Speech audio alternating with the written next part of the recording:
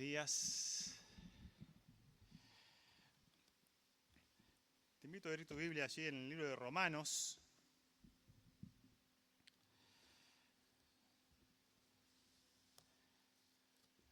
En esta mañana ya hemos alabado, hemos orado y te invito a que me acompañes a meditar juntos y a pensar, reflexionar sobre este hermoso libro. Desafío importante que me tiraron, que me desafiaron, se dice esa es la palabra. Me lanzaron un desafío. Y siempre que aparece este libro de Romanos, uno me abatata un poco porque es una cantidad de contenido y de conceptos impresionantes. Pero claro, vamos a tratar de no quedarnos solamente en algo tan teológico, porque tampoco es un terreno en el cual me sienta cómodo, pero sí mi desafío es que te vayas con algo en esta mañana, algo práctico, algo que desafíe tu corazón, como lo hizo conmigo cuando comencé a incursionar un poquito en este capítulo 1, que es donde vamos a comenzar. Capítulo 1, versículo 17, ese capítulo 16 y 17 es donde vamos a concentrarnos. Dice, porque no me avergüenzo del Evangelio, porque es poder de Dios para salvación a todo aquel que cree, al judío primeramente y también al griego, porque en el Evangelio la justicia de Dios se revela por la fe, y para fe, como está escrito, mas el justo por la fe vivirá. Me encantaría en esta mañana no revelar el título del mensaje, pero como anduvo dando vueltas por ahí en el WhatsApp, dice la justicia de Dios. Y claro, cuando leí el título, como les dije recién, dije, bueno, esto es bastante interesante, difícil de delimitar en un culto, por supuesto, pero vamos a intentarlo e intentar llevarnos a algo práctico. Es la justicia de Dios. Y para comenzar, no hay nada mejor que entender un poquito el panorama, el contexto de esta carta, ¿no es cierto? Vamos a abarcar 3 capítulos, por supuesto de manera panorámica, de manera superficial, por así decirlo, porque son una cantidad importante de versículos, pero es imposible, recién hablaba con Gustavo, y claro, es imposible desconectar este libro y separarlo, es como un solo bloque de doctrina en el cual se va expandiendo y explicando claramente. Los teólogos y los comentaristas concuerdan en que esta es una de las cartas más teológicas, o que se asemeja más a la teología sistemática, ¿no es cierto? Es desde esta estructura es que se desprende todo ese tipo de estudio. Y Pablo lo hace, por supuesto, de la mano y guiado por el Espíritu Santo de Dios en esta ocasión. La fecha de la carta está más o menos en el año 50, 52, 58, esa es la década más o menos. Una iglesia que no fue fundada por Pablo ni Pedro, una iglesia de Roma, la cual se deduce que surge del día de Pentecostés, de los judíos que estaban en el día de Pentecostés y volvieron a la ciudad. Allí estaban ellos, en Roma, y así surge esta iglesia. Por eso él les dice, si leemos los primeros versículos, él les dice que estaba deseando hace tiempo visitarlos. Dice, Pablo, siervo de Jesucristo, versículo 1, llamado a ser apóstol, apartado para el Evangelio de Dios, que él había prometido antes por sus profetas en las Santas Escrituras acerca de su Hijo, nuestro Señor Jesucristo, que era del linaje de David según la carne, que fue declarado Hijo de Dios con poder según el Espíritu de Santidad, por la resurrección de entre los muertos, y por quien recibimos la gracia y el apostolado para la obediencia a la fe en todas las naciones, por amor de su nombre, entre las cuales estáis también vosotros, llamados a ser de Jesucristo. A todos los que estáis en Roma, amados de Dios, llamados a ser santos, gracia y paz a vosotros de nuestro Padre y del Señor Jesucristo. Él los quería conocer, a los que están allá. Él no había estado en ese trabajo fundacional. Primeramente doy gracias a mi Dios, mediante Jesucristo, con respecto a todos vosotros, y de que vuestra fe se divulga por todo el mundo. porque testigo me es Dios y a quien sirvo, que en mi espíritu, en el Evangelio de su Hijo, de que sin cesar hago mención de vosotros siempre en mis oraciones, rogando que de alguna manera tenga al fin, por la voluntad de Dios, un próspero viaje para ir a vosotros. Porque deseo veros para comunicaros algún don espiritual a fin de que seáis confirmados, esto es, para ser mutuamente confortados por la fe, que nos es común a vosotros y a mí. Pero no quiero, hermanos, que ignoréis que muchas veces me he propuesto ir a vosotros, pero hasta ahora he sido estorbado para tener también entre vosotros algún fruto, como entre los demás gentiles, a griegos y a neogriegos, a sabios y a no sabios soy deudor. Así que en cuanto a mí, pronto estoy para anunciar el Evangelio también a vosotros en Roma. Y ahí entra el versículo principal, que es como si fuera, para aquellos que han incursionado un poquito en el arte en la ciencia de la oratoria o la homilética, podría ser como una especie de proposición, aquella frase en la cual esconde o trata de resumir todo el contenido que va a desarrollar a lo largo de la carta. En estas breves líneas, en estos dos versículos, trata de dar un pantallazo y decir, vamos a ir por acá. Vamos a hablar de la justicia de Dios. Ahora, todos estos versículos que leímos recién nos hablan un poco de Roma y hablan un poco del contexto. Claro, había que ir a Roma, ¿no? Uno piensa, voy a Roma, voy a la capital, ¿cómo no va a querer ir? Estuve viajando por todos lados, aprovechando los grandes caminos y estructuras que tenía el Imperio Romano, estaba viajando por todos lados haciendo evangelismo. Y claro, sería lindo ir a la capital, ¿no? Me imagino que toda capital va a tener siempre la mayor tecnología, lo más moderno, toda la ciencia, toda la comodidad, y sería una mejor ciudad. Ahora, como les digo, vamos a entender un poquito el panorama. Yo entiendo como que yo tengo ganas de ir a Roma, pero no puedo. Dice. No pude hacer espacio, no sé, por diferentes razones, y lo vemos cuando estudiamos la vida de Pablo, él siempre quiso ir y no pudo. Al final fue siendo preso, estando preso va a Roma, y allí muere, martirizado. Pero es como que yo no tengo miedo de ir a Roma. Tengo miedo de ir a Roma, porque había que ir a Roma. Porque Roma no es la ciudad, por supuesto tenía su modernidad, su tecnología, porque era capital del imperio, pero era una ciudad bastante violenta y bastante complicada. Al punto que dice, yo no me avergüenzo del Evangelio. No es que tenga vergüenza de ir a Roma. No me avergüenzo del Evangelio. Tengo muchas ganas de ir allá. Porque es poder de Dios.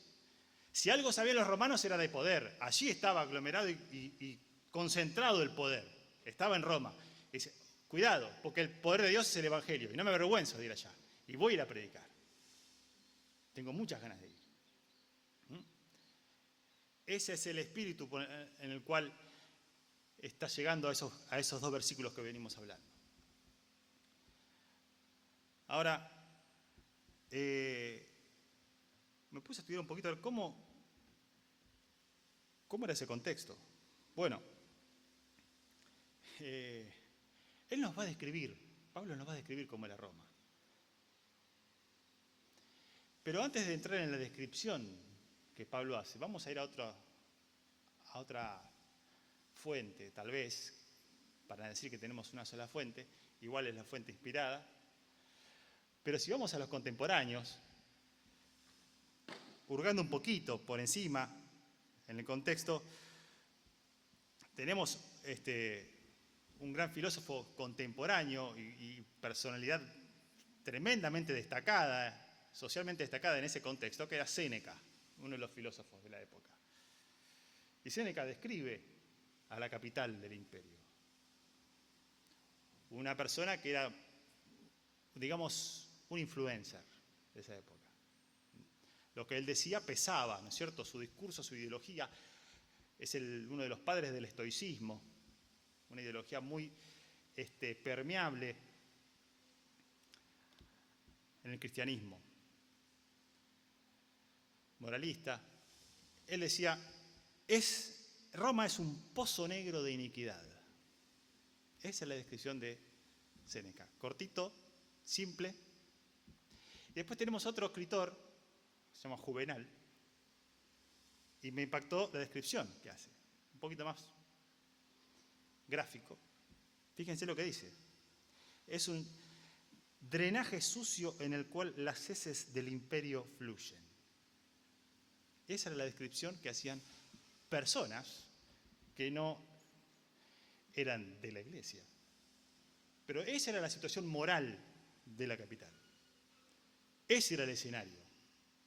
Ese era el contexto. Por eso dice, yo no me avergüenzo del Evangelio. Es poder de Dios para salvación.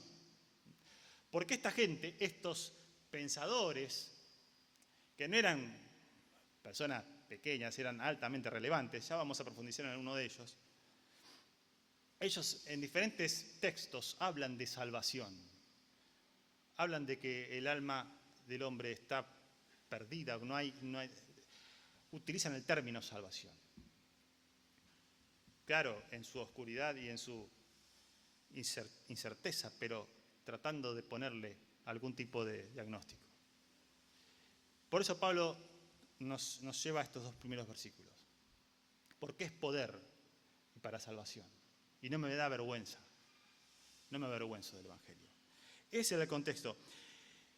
Ese era el panorama. Ahora, Pablo nos presentó el panorama, nos presenta el contexto. Vamos a entrar un poquito más de lleno en el núcleo de esta predicación. A partir de los siguientes, del versículo 18 en adelante, aparece el problema. El problema, siempre hablando de la justicia de Dios, bueno, hablamos del panorama, ahora empieza el problema. A partir de ahora, del versículo 18 en adelante, va a presentarnos el problema. Y el problema dice así, porque la ira de Dios se revela desde el cielo contra toda impiedad e injusticia de los hombres que detienen con injusticia la verdad. La ira de Dios, dice, el hombre es culpable. La ira de Dios está sobre la humanidad, sobre el hombre. Tenemos un problema. Tenemos un Dios que es justo. Dios es nuestro juez. Característica que aparece a lo largo de toda la Biblia. Ya en Génesis 18:25, Deuteronomio 32:4, Moisés menciona de la rectitud y la justicia de Dios. En 2 Timoteo 4:8 dice, Dios es nuestro juez.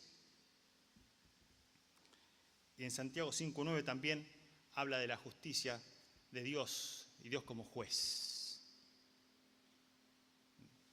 Dios es el juez y su ira está revelada desde el cielo. Porque el hombre está en injusticia, en impiedad. Es un problema. Y un problema en el cual, si me acompañás a Job, capítulo 9, Job ya lo menciona.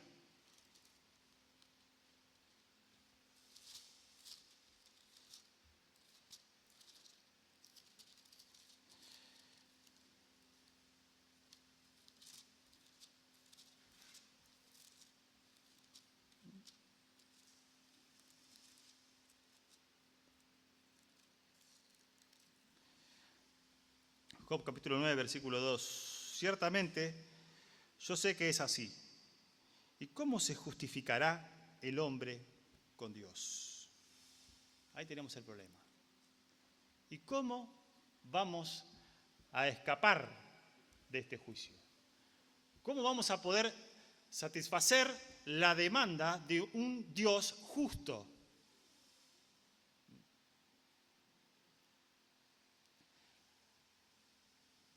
Esta pregunta es una pregunta retórica. No hay manera, ¿no es cierto? No hay manera. Bueno,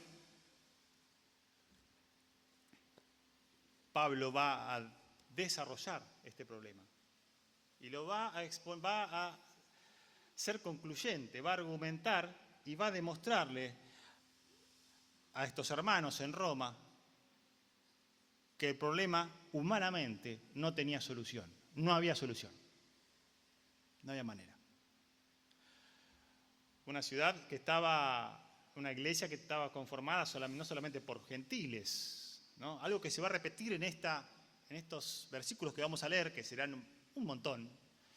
Dice al judío primeramente y también al griego, a griegos y a no griegos. Va todo el tiempo mostrando esas diferencias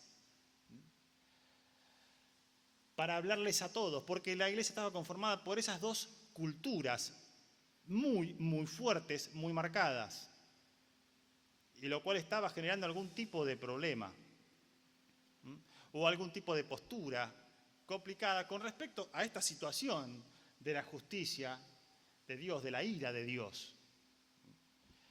Los judíos se adjudicaban y enarbolaban el hecho de ser el pueblo elegido por Dios, y así todo el tiempo ocurrían ese tipo de cosas. Entonces, Pablo va a hablar acerca de este problema y lo va a desarrollar en tres protagonistas. Hablamos del panorama, ahora vamos a hablar de los protagonistas. Va a hacer tres perfiles, podemos decirlo, de personas. Y nos va a explicar y va a argumentar, va a decir por qué están en problemas cada uno de estos perfiles. El primero está ahí en continuidad del versículo 18, que son los gentiles. Dice, porque lo que de Dios se conoce les es manifiesto, pues Dios se lo manifestó, porque las cosas invisibles de Él, su eterno poder y deidad, se hacen claramente visibles desde la creación del mundo, siendo entendidas por medio de las cosas hechas, de modo que no tienen excusa. Pues habiendo conocido a Dios, no le glorificaron como a Dios, ni le dieron gracias, sino que se envanecieron en sus razonamientos, y su necio corazón fue entenebrecido. Profesando ser sabios, se hicieron necios, y cambiaron la gloria del Dios incorruptible en semejanza de imagen de hombre corruptible, de aves, de cuadrúpedos y de reptiles. Por lo cual Dios también los entregó a la inmundicia en las concupiscencias de sus corazones, de modo que deshonran entre sí sus propios cuerpos. Y cambiaron la verdad de Dios por la mentira, honrando y dando culto a las criaturas antes que al Creador, el cual es bendito por los siglos. Amén. Por esto Dios los entregó a pasiones vergonzosas, pues aún sus mujeres cambiaron el uso natural por lo que hacen contra la naturaleza. Y de igual modo también los hombres, dejando el uso natural de la mujer, se encendieron en su lascivia unos con otros, cometiendo hechos vergonzosos hombres con hombres y recibiendo en sí mismos retribución debida a su extravío. Y como ellos no aprobaron tener en cuenta a Dios, Dios los entregó a una mente reprobada para hacer cosas que no convienen, estando atestados de toda injusticia, fornicación, perversidad, avaricia, maldad, llenos de envidia, homicidios, contiendas, engaños y malignidades, murmuradores, detractores, aborrecedores de Dios, injuriosos, soberbios, altivos, inventores de males, desobedientes a los padres, necios, desleales, sin afecto natural, implacables, sin misericordia, quienes habiendo entendido el juicio de Dios, que los que practican tales cosas son dignos de muerte, no solo las hacen, sino que también se complacen con las que las practican. Terrible descripción, tremenda descripción, en consonancia con los otros que mencioné recién, ¿no es cierto? Claramente no era algo nuevo para ellos, para los que estaban recibiendo la carta. Ellos lo vivían todos los días. Si hurgas un poquitito en la historia del Imperio Romano, vas a entender un poco el desenfreno moral en el cual se vivía. Era una cosa bastante interesante. Ahora, estos son los gentiles. El primer perfil, el primer protagonista de esto, los gentiles. Ellos tienen las características y describe la conducta, porque son conductas que está describiendo aquí, Pero hay cosas que me llamaron la atención. Dice, como ellos no aprobaron tener en cuenta a Dios, y luego también cuando empieza al inicio, cuando empieza a decirles, pero ustedes, gentiles, no tienen excusa para escapar de la ira de Dios, porque lo invisible de Dios se ve en la creación. Incluso desde la creación, dice, desde la creación del mundo, son claramente visibles. Es una evidencia observable que hay un Dios. No tenés excusa. Sos culpable. Sos culpable, no tenés cómo escapar de esto. Pero claro, el hombre trata de escaparle a este argumento y utiliza estrategia. Estrategia que hasta hoy sigue vigente. Yo tuve el privilegio de crecer en la fe cristiana, desde muy pequeño, y me acostumbré, por la época en que viví, me acostumbré a que la gente niegue el creacionismo. ¿Te parece normal? ¿Te parece una posición más, un punto de vista, el cual negar o ningunear, por decirlo de una manera más coloquial, la creación o el poder de Dios, la presencia de Dios en la creación? Y eso se remonta, ese es el inicio de esa lista que leí, tan fuerte, comienza por ahí. Comienza cuando se niega lo evidente, la evidencia contundente de una mano diseñadora, de un plan trazado y un diseño evidente en el universo y en la creación. El ser humano permanentemente trata de tapar el sol con el dedo, tratando de sacarle la personalidad y el diseño a esta creación perfecta, diciendo una cantidad de sandeces y de cosas que es increíble. Porque termina siendo eso, profesando ser sabios se hicieron necios. Al punto que tengo que creer que es algo aleatorio, que hizo puff y apareció todo de una explosión. Cuando cualquiera de nosotros, cuando leemos un ratito lo que sucede en la generación de una vida, en cualquier ámbito de la medicina, en cualquier órbita de la naturaleza, no hubo una explosión, claramente. Pero lo primero que se ataca, pones un pie en la facultad, pones un pie en una... Y lo primero que se denigra es ser creacionista. Es una de las necesidades disparadoras de esta mente reprobada y de esta conducta autodestructiva. Porque lo que sucede aquí es una conducta... Lo peor que puedes hacer, lo peor que le puede suceder a este perfil es dejarlo. Es lo peor. Es el peor de los castigos. Es una conducta autodestructiva. Así como estaba la sociedad en Roma, ¿no? El hombre cuestiona la creación. Estaba viendo un video y estudiando un poco. El 90% de los premios Nobel, física y química, el 90% de los científicos ganadores de premio Nobel, todos creen en Dios. Nadie te lo dijo eso. O no se escucha. Son 90% necios y tontos. ¿No? Pero el hombre trata porque no quiere tener esa luz. Incluso la teoría que se utiliza, que es la del Big Bang, aporta un hecho de que menciona de que hay un comienzo. Hay un comienzo. Teoría que el secularismo abona, pero habla de que hay un origen de todo. El origen de la creación, el primogénito de toda creación. Cuando hablamos en Juan capítulo 1, habla de En el principio, era logos, la palabra principio, allí es una palabra filosófica, la palabra arque o arqué, la materia primigenia. Juan está usando el lenguaje de los griegos, sabéis muy bien lo que estaba usando. Y habla del logos. El logos era lo que los filósofos físicos en ese momento,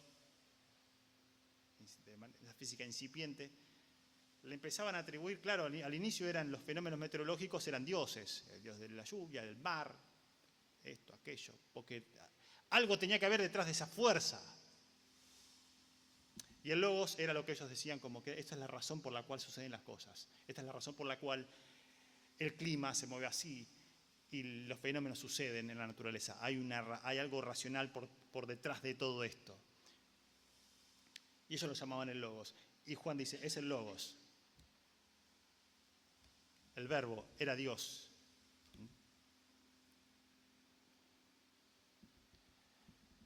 Y el hombre sistemáticamente va a querer desalentar, desacreditar, descalificar la creación. El peligro de andar ponderando o ni siquiera coqueteando con algún que otro concepto, ¿no es cierto? Es evidente. Vivimos en un mundo en el cual cada vez más se ningunea o se cuestiona la evidencia observable.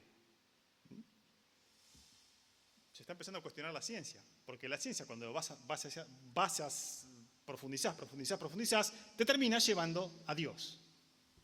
Te topás con la realidad que hay un diseñador, que hay un plan perfecto. Entonces, ¿qué se está haciendo ahora? No, la ciencia, hay una ciencia buena y una ciencia mala. Se está relativizando todo. Eso es hacia dónde vamos. Pero hay otras cosas. No solo ese era el problema, el hecho de negar lo evidente, lo contundente de la evidencia en la creación, lo invisible hecho visible a través de las cosas creadas. Dice en un momento, dice, como ellos no aprobaron tener en cuenta a Dios. Esa palabra me impactó. O sea, todo lo que vemos es explicación.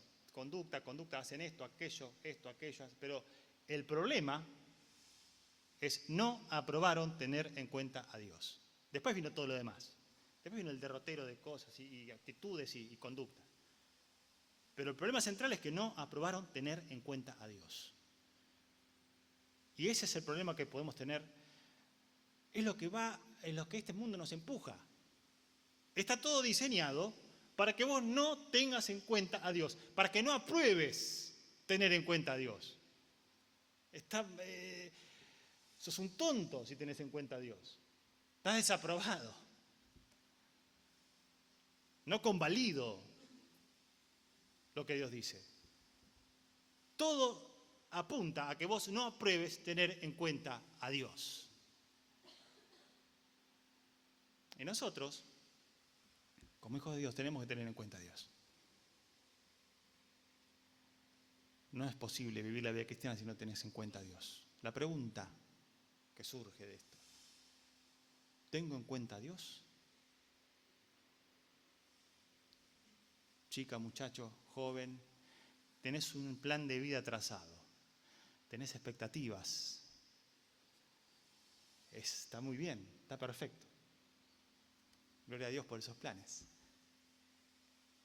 ¿Tenés en cuenta a Dios? ¿Qué pensás de lo que Dios dice con respecto a tus planes?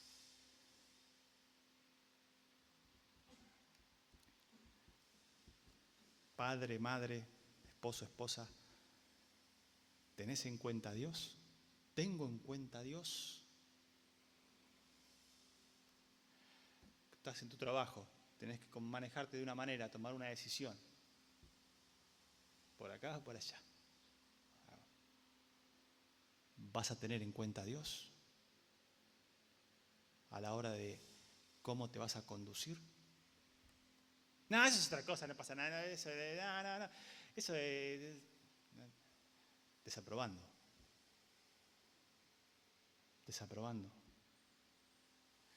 Cuidado, porque el mundo está hecho para que yo no tenga en cuenta a Dios. No va a pasar nada a mi alrededor, en mi contexto, si yo no tengo en cuenta a Dios. Va a pasar al final. En un momento llega. Preguntale a Adán y Eva. ¿Qué hicieron Adán y Eva? ¿Cuál fue el pecado de Eva? De Adán y Eva. Con que Dios os ha dicho, no vas a... Listo. Cambiaron la verdad de Dios por la mentira.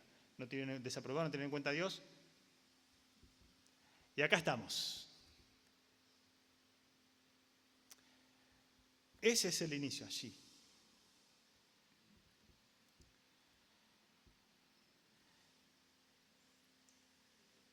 Otra frase que surge de esta lista, tremenda, es al final. Dice, quienes habiendo entendido el juicio de Dios, que los que practican tales cosas son dignos de muerte, no solo las hacen, sino que también se complacen con los que la practican. Qué tremendo, ¿no? O sea, no solamente practicar, sino complacerse, agradarse. Y claro, este perfil está hablando de gente que no tiene a Cristo. Este perfil, esas personas que han negado la creación y que viven sin Dios, que no tienen en cuenta a Dios. Pero ¿sabes qué quiere decir esto? Es que en el mundo no hay nada que complazca. El mundo no complace. El mundo no complace. Eso está diciendo. No está bueno. Versículo que, si tenés algunos años en la fe, no améis al mundo ni las cosas que están en el mundo. Si alguno ama al mundo, el amor del Padre no está en él.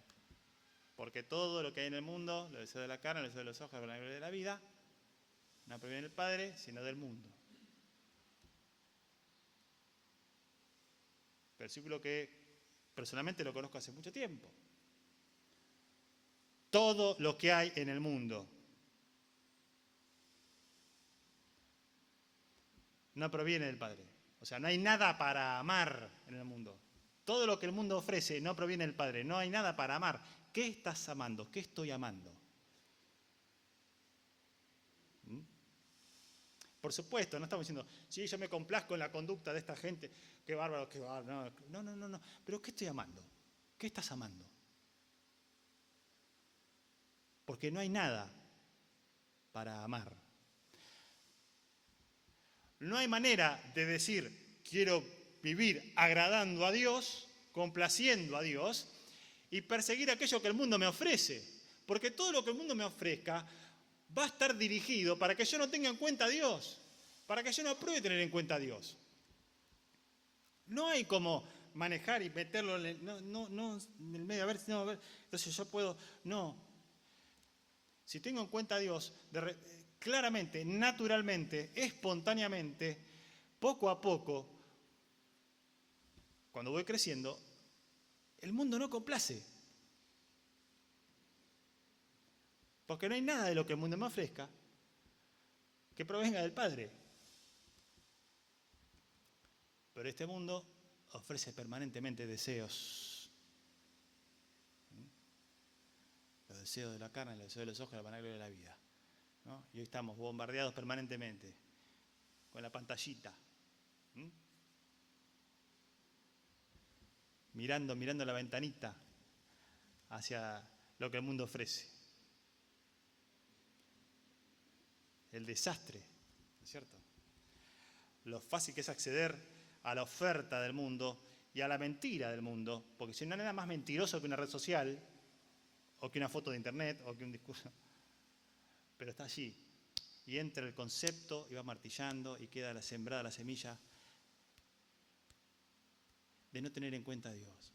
No, es esto, no, ¿qué vas a trabajar? Para tus hijos. Nada, tira todo, larga. Va entrando. Vas a ser fiel a tu esposa, no pasa nada. No tenga en cuenta lo que Dios dice, no tenga en cuenta a Dios. Y va entrando. Va entrando, va entrando, va entrando. Y después, claro, cuestión de tiempo que aparezca todo esto. Los gentiles, sin Dios, con la evidencia de la creación, de ver al Dios invisible en las cosas visibles creadas, la evidencia contundente, inapelable, de un plan perfecto y un proyecto divino y un diseño, lo declaran culpable. El otro protagonista son los moralistas. Capítulo 2. Por lo cual eres inexcusable, hombre, quien quiera que seas tú que juzgas, pues en lo que juzgas a otro, te condenas a ti mismo, porque tú que juzgas haces lo mismo. Mas sabemos que el juicio de Dios contra los que practican tales cosas es según verdad. ¿Y piensas esto, oh hombre, tú que juzgas a los que tal hacen y haces lo mismo, que tú escaparás al juicio de Dios? Aquí el perfil que está abonando aquí son los moralistas. Aquellas personas que ya no podemos ponerle la etiqueta de que están sin Dios, no es esa su característica principal, sino que su característica principal que son aquellos que juzgan a los demás. Él juzga a los demás. ¿Y por qué habla de esto? ¿Por qué menciona este perfil? Bueno, porque el moralismo, los moralistas, existían allí, no eran solamente los gentiles, la lista esta que mencioné recién, sino estaban los moralistas, aquellos que se sentían, que decían sí, señalaban aquella conducta y juzgaban a esas personas. Uno de ellos, Séneca, filósofo altamente reconocido, con un discurso muy fuerte, moral, estoico, senador de alto vuelo en el Imperio Romano, con un discurso muy permeable a la fe o a la ideología, a la cultura cristiana, por decirlo así.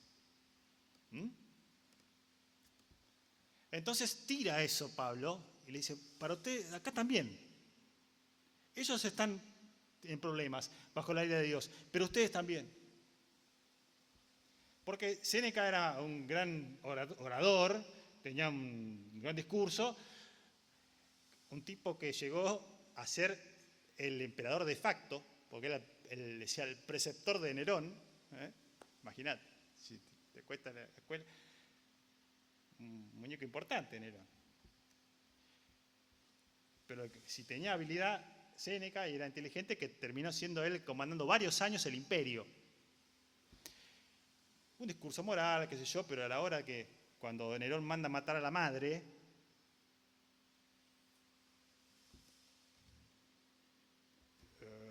pasa que no sé qué pasó. Hipócrita.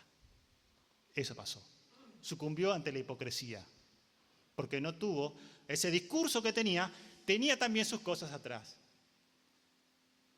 Y cuando quiso sostenerlo, no. Entonces, pero era el que, claro, con eso juzgaba a los demás. Y mucha gente seguía atrás de él. Y le dice Pablo, vos también estás bajo la ira de Dios. Porque juzgás y haces lo mismo. Juzgás y haces lo mismo. No pienses que vas a escapar.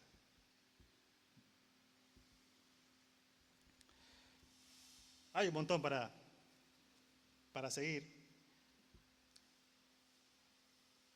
Y dice, porque en el versículo 11 dice, porque no hay acepción de personas. Ahí empieza a tirar este concepto. No hay acepción de personas. Estamos todos bajo la ira de Dios. No hay personas más o menos. Estamos todos igual. Empieza a entrar en a soltar ese principio.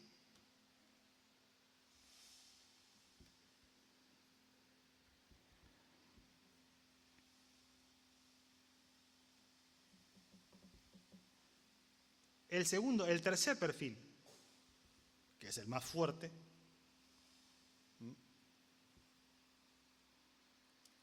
es los judíos. ¿No les dije que convivían en la misma iglesia? Estaban los gentiles sin Dios, estaban los moralistas, y también ahora estaban los judíos. Y les dice así: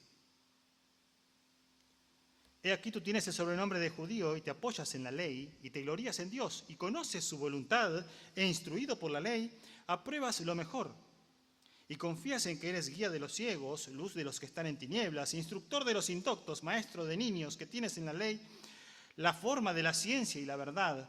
Tú pues que enseñas a otro, ¿no te enseñas a ti mismo? Tú que predicas que no se ha de hurtar, ¿hurtas? Tú que dices no se ha de adulterar, ¿adulteras? Tú que abominas de los ídolos, ¿cometes sacrilegio? Tú que te jactas de la ley, con infracción de la ley deshonras a Dios. Porque como está escrito, el nombre de Dios es blasfemado entre los gentiles por causa de vosotros. Otra vez, ahí impacta sobre los religiosos.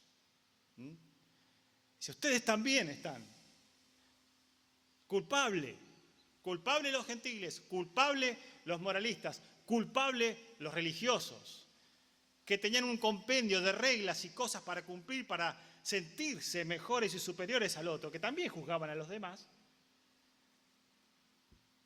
También sos hipócrita, también estás bajo la ira de Dios.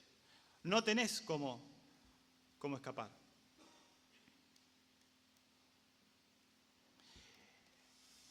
Porque ellos se jactaban de la circuncisión, que era la manera de demostrar que eran hijos de Abraham, que eran del linaje escogido de Dios. Y allí Pablo empieza a incorporar, y a lo largo de todo el libro lo va a hacer, el concepto de lo espiritual. Dejar de mirar en la letra, en lo externo, y mirar el corazón. Dice, porque no es judío el que lo es exteriormente, ni la circuncisión la que se hace exteriormente en la carne, sino que es judío el que lo es en lo interior, y la circuncisión es la del corazón, en espíritu, no en letra. La alabanza del cual no viene de los hombres, sino de Dios. Sino de Dios.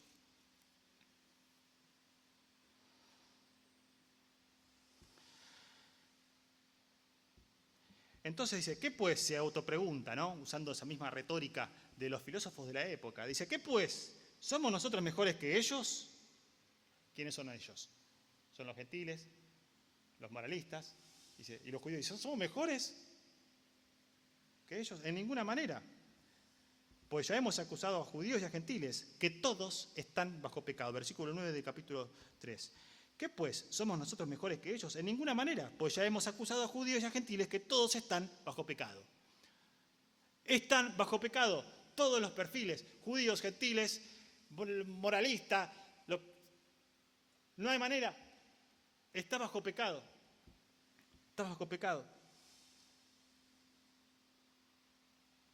Pero sabemos, versículo 19, pero sabemos que todo lo que la ley dice, lo dice a los que están bajo la ley, para que toda boca se cierre y todo el mundo quede bajo el juicio de Dios, ya que por las obras de la ley ningún ser humano será justificado delante de él, porque por medio de la ley es el conocimiento del pecado. A los que estaban sin Dios y sin ley los condenaba el hecho de la evidencia observable y clara de la creación de Dios. Y a esto los va a condenar el hecho de la ley, que era imposible de cumplir, sino que estaba allí para demostrarles que estaban condenados. Para demostrar que todo el mundo quede bajo el juicio de Dios. Bajo el juicio de Dios. Y así quedan los tres perfiles. Los protagonistas. Este problema de la ira de Dios, estas tres personas estaban perdidas. No había manera. No había manera.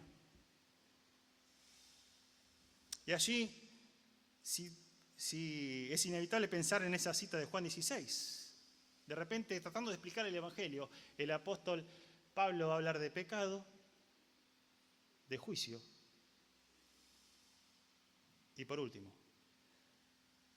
la propuesta de Dios a este problema. Justicia. Las tres cosas que convence el Espíritu Santo.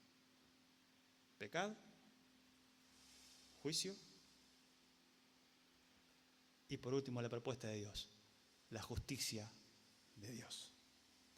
En esta situación sin esperanza, en esta situación donde estamos perdidos categóricamente, de manera condenados, imposibles de alcanzar salvación,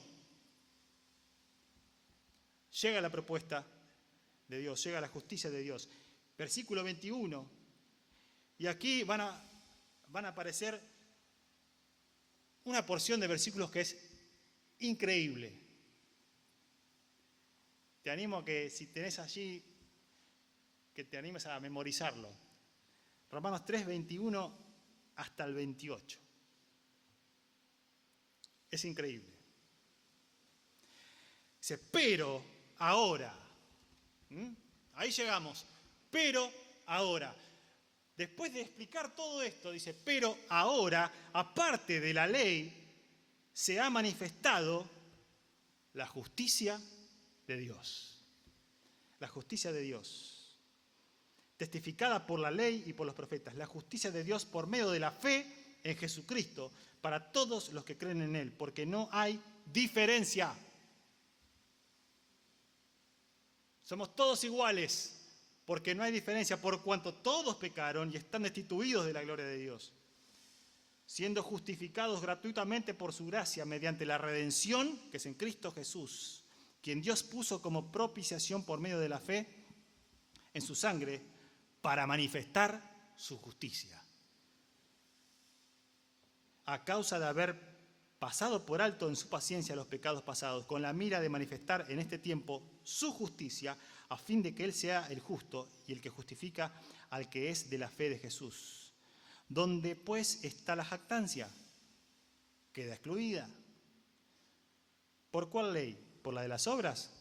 No, sino por la ley de la fe. Concluimos pues que el hombre es justificado por fe, sin las obras de la ley. Ese es uno de los primeros capítulos de este bloque único del libro de Romanos. La manifestación de la justicia de Dios. ¿Cómo era? ¿Quién era? Cristo. Cristo es la manifestación de la justicia de Dios. La justicia de Dios. Ahora, la justicia de Dios que no es un concepto de que vino para condenar, sino que vino para imputar la justicia divina en mí, para hacerme justo. El problema era un Dios justo, un juez justo. Había tres chances: o condenar, o comprometer su justicia y decir, bueno, está bien, y ir en contra de su naturaleza, o transformar a la persona en justo, transformar al pecador en justo. Y Cristo vino a cumplir esa tercera opción. La justicia de Dios se manifestó a través de la persona de Cristo para que fuésemos hechos justos, declarado justo. No había manera.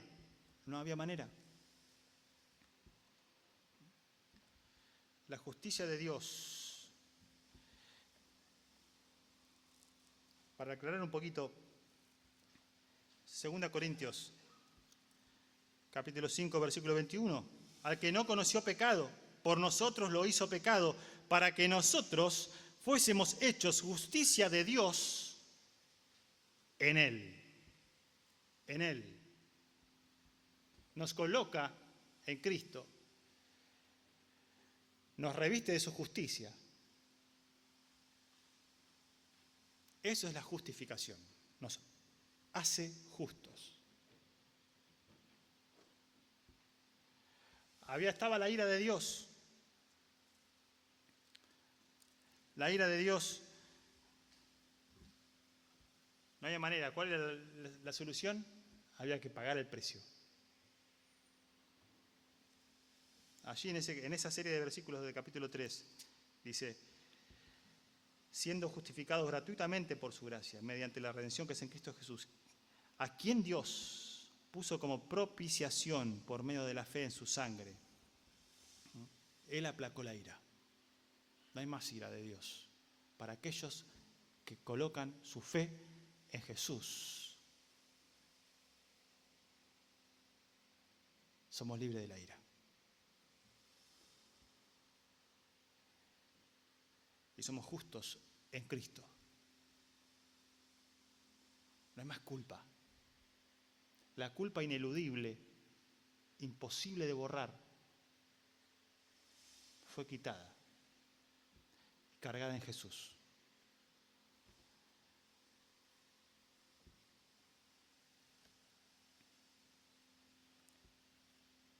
En la iglesia no hay inocentes en una iglesia, ¿eh? No hay inocentes en una iglesia. Tampoco hay culpables. Hay justificados por la fe en Cristo Jesús. Somos justos. ¿Amén? Esa es la justicia de Dios. Justicia que nadie podía cumplir. Justicia que mostraba lo imposibilitado que estábamos de lograr la salvación. Imposibilitados de pagar el precio. Dios manifestó su justicia a través de Cristo. Y hoy tenemos la bendición de ser justos en Él. Oramos. Señor, gracias por tu gracia, tu misericordia. Señor, gracias porque podemos llenar nuestro corazón, nuestra mente con tu gracia, tu misericordia, Señor. Señor, líbranos en tu justicia, Señor. Que no pretendamos refugiarnos en nuestras habilidades, en nuestros argumentos, Señor, sino escondernos en la gracia y en la justicia que podemos acceder a través de la fe. La fe en ese sacrificio perfecto y completo y en la manifestación de tu Hijo Jesucristo. Señor, que nunca tengamos ese corazón de no tenerte en cuenta, ese corazón de que andar juzgando a los demás y entender que somos todos iguales, de que no hay diferencia, no hay diferencia. Somos todos justificados por la fe. Estábamos todos perdidos, en la misma situación. Éramos lo mismo que los demás, como dice Efesios. Y tu gracia, tu misericordia, envió a tu Hijo y hoy tenemos acceso y somos declarados justos. Agradecidos en tu nombre oramos.